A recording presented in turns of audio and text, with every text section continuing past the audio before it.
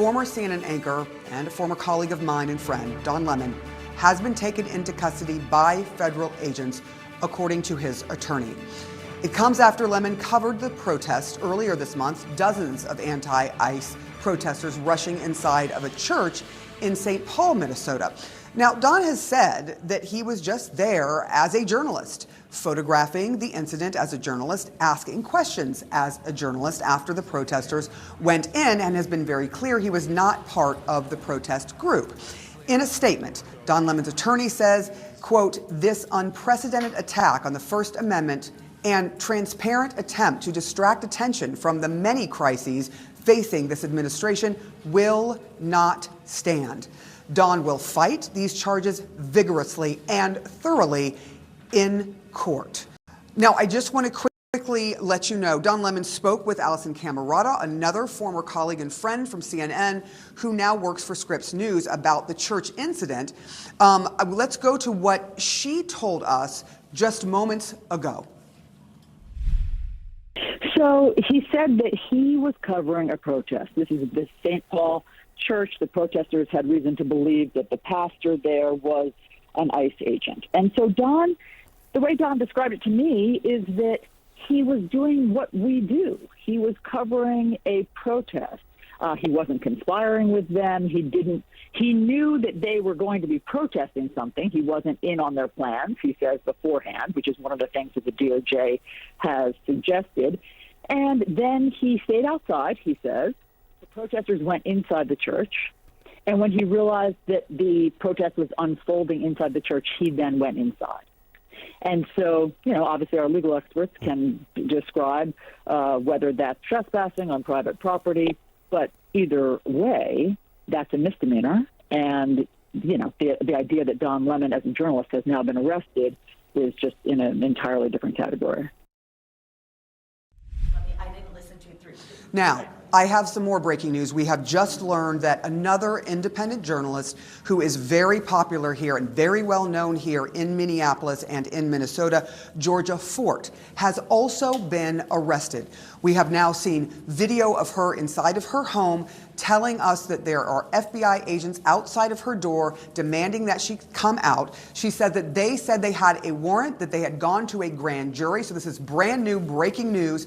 She is describing what is happening, saying that the federal agents say that they had a warrant, that there was a grand jury involved, and that she must come out to be arrested. She said that she spoke to her attorney. Her attorney advised her to go with them.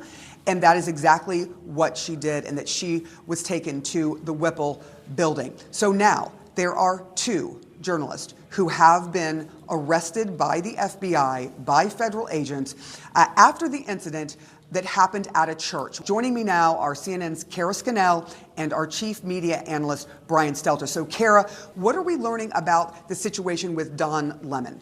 Well, Sarah, we do know that Don Lemon was arrested last night in Los Angeles in the 11 o'clock hour local time. I'm told by a source that he was in a hotel lobby on his way to an event related to covering the Grammy Awards, and that is when he was arrested by the agents and taken into custody. It is expected he will appear in court in Los Angeles this morning, and that the charges against him will be unsealed. Now, as we've been discussing, Lemon was part of a larger attempt by the Justice Department to bring charges against a number of people, some from the protesting group last week, and that the judge had rejected that complaint against some of the individuals, including Don Lemon. He had suggested if DOJ wanted to go forward, they might want to look toward going before a grand jury. So that would follow the process that played out, where the judge did not believe that there was sufficient evidence, but if a grand jury did, then that would be the route that the Justice Department could take. It's possible that they have returned an indictment, though we have not yet seen the document. We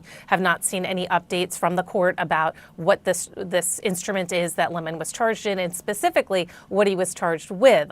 We do know, though, that some of the protesters who were there, who were not journalists, but the protesters were charged with going into the church and disrupting this religious service, violating laws related to that. So it's possible that that will be the similar charge that Lemon will face. All this will become much more clear, though, once these documents are unsealed, and we do that, expect that to happen this morning, as this will then continue to play out. I mean, as this new arrest tells us, Lemon was arrested last night in Los Angeles.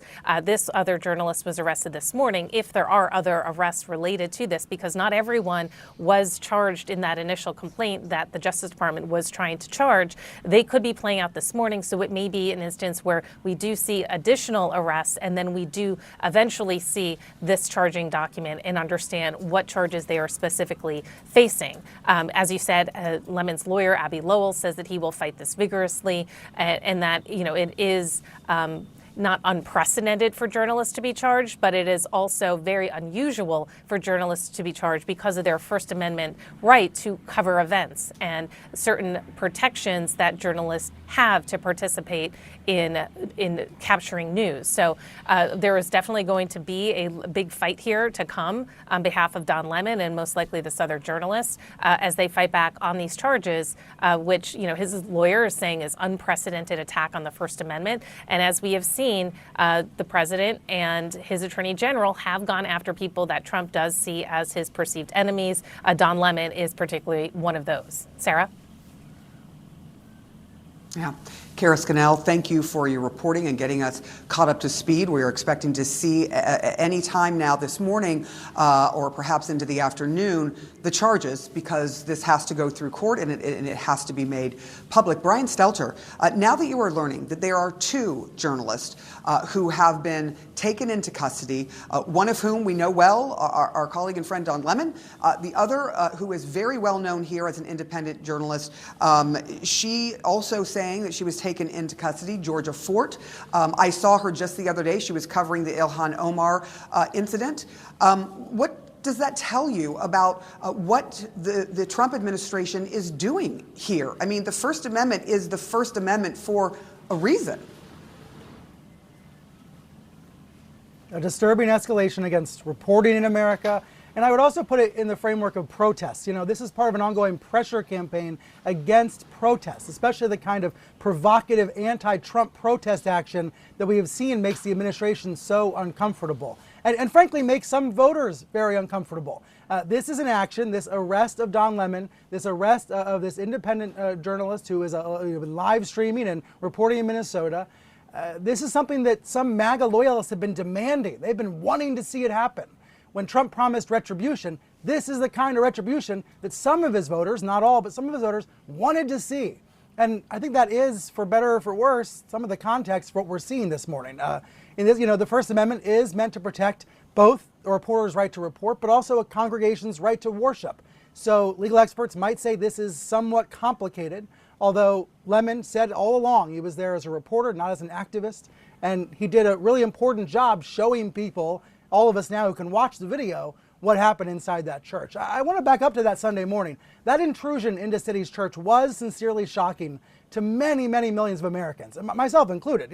People, saw that video, they saw Lemon's video, and they were uncomfortable by what happened inside that church. The idea that worship service was disrupted by protesters. And now there's a very interesting debate about whether the protesters were right or they were wrong to go into the church. But that is a political debate. And that's a debate about what forms of protest are effective.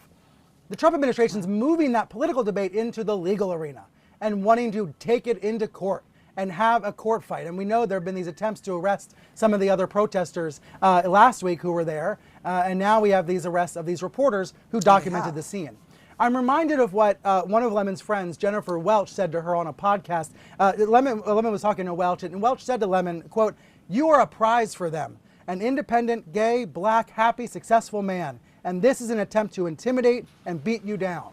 So that's how Lemon's friends see this situation. This attempt to charge him, and now this actual arrest of Lemon, he's in jail in LA now, as an attempt to target another Trump foe. And let me also quote, Sarah, our colleague Larry Madowo, who's based in Nairobi, who covers Africa for CNN.